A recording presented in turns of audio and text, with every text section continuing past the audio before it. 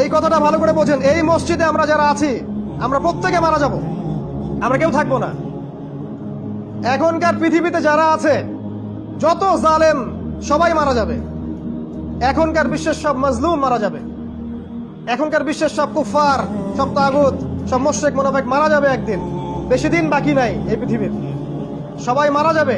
আল্লাহ পাক বলেছেন, ফামান যুহজিহা আনিন নার ওয়া উদখিলাল জান্নাতা ফাকাদ ফাজ। যে ব্যক্তিকে জাহান্নামের আগুন থেকে বাঁচানো হবে এবং জান্নাতে প্রবেশ করানো হবে, একমাত্র সে ব্যক্তি সফল, আর কেউ সফল না। ওয়া মাল হায়াতুদ দুনিয়া ইল্লা মাতাউল গুরুর। এই দুনিয়ার জীবন প্রতারণা ছাড়া কিছুই নয়। তাই মৃত্যুকে স্মরণ করলে জীবনের উদ্দেশ্য খুঁজে পাবেন। আপনি এভাবে লাইফস্টাইল লিড করে দুনিয়ার জন্য বাঁচতে পারেন, একসময় আপনি পৃথিবী থেকে মুছে যাবেন, ইতিহাস আপনাকে মনে রাখবে না, আল্লাহ আপনাকে মনে রাখবেন না। আল্লাহ পাক বলেছেন সূরা তাহার মধ্যে যে আমার জিকির তোমার কাছে এসেছিল কিন্তু তুমি সেটা ভুলে গিয়েছিলে, এই কারণে আজকেও আমি তোমাকে ভুলে গেলাম। ওয়ামান আ'রাদা আন যিকরি ফাইন্না লাহু মাঈশাতান দানকা ওয়া নাহশুরুহু ইয়াওমাল কিয়ামাতি আ'মা। যে ব্যক্তি আল্লাহর জিকির মানে আল্লাহর এই শরিয়া থেকে সরে যাবে, আল্লাহ পাক তাকে অন্ধ করে তুলবেন কিয়ামতের মাঠে। সে বলবে, রব্বি লিমা হাশারতানি আ'মা ওয়া ক্বাদ কুনতু বাসীরা। আল্লাহ আমাকে অন্ধ করে কেন তুললেন, আমি তো পৃথিবীতে দেখতে পেতাম। তখন সেই ব্যক্তি, আল্লাহ পাক বলবেন যে তোমার কাছে আমার জিকির এসেছিল, ফানাসিতাহা, তুমি সেটা ভুলে গিয়েছিলে।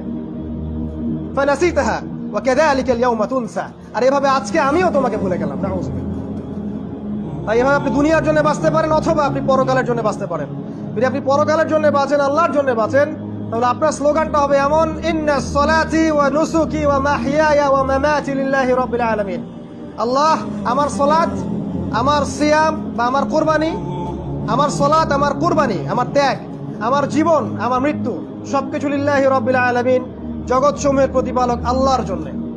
যদি আমরা আল্লাহর জন্য বাঁচতে চাই তাহলে আল্লাহ এবং তার রাসূলের সমস্ত বিধান মেনে চলতে হবে, দ্যাটস অল। এবং জীবনের উদ্দেশ্য ফিক্স করতে হবে।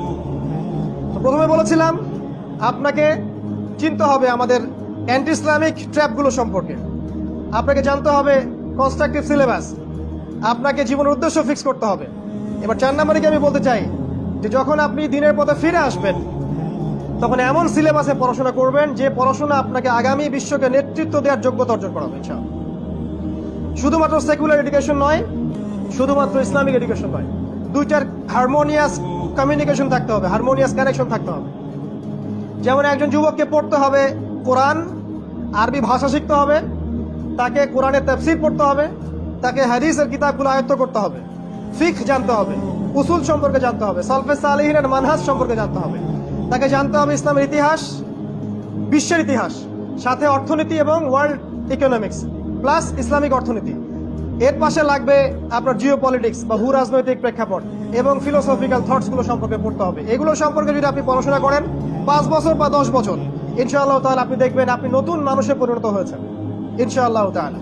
এবং আপনি উপমুখী শিক্ষাকে কাজে লাগিয়ে এমন সব কথা জনগণের সামনে উপস্থাপন করতে পারবেন ইনশাআল্লাহ, যা হয়তো হিস্ট্রিতেও কেউ বলেনি ইনশাআল্লাহ। হিস্ট্রি বলতে বুঝাচ্ছি চলমান হিস্ট্রির কথা বলছি, কারণ আমাদের বাপদাদারা সালফে সালেহিন, তাবে তাবেইন এবং আমাদের যারা রোল মডেল ছিলেন তারা সবসময় কনস্ট্রাকটিভ সিলেবাসে পড়াশোনা করেছে, বিধায় আজকে আমরা এই বিশ্বকে পেয়েছি, নাহলে পেতাম না।